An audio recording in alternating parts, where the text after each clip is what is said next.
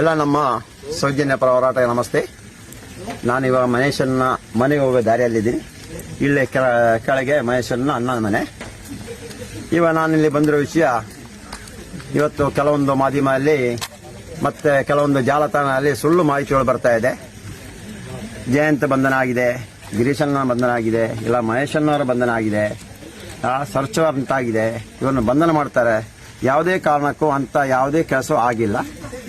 ಅಂದರೆ ಏನು ಈ ಭೀಮಾ ಮಹೇಶನ್ನ ಮನೆಯಲ್ಲೇ ಇದ್ರು, ಅಂದರೆ SIT ಅವರು ಹಾಗೂ ನ್ಯಾಯಾಲಯ ಅವನ ರಕ್ಷಣೆಗೋಸ್ಕರ ಅವ ಕೇಳಿದ ಜಾಗಕ್ಕೆ ಮಹೇಶನ್ನ ಮನೆ ಸಾಕಂತೇಳಿ ಅಲ್ಲಿ ಕೊಟ್ಟಿರೋದು.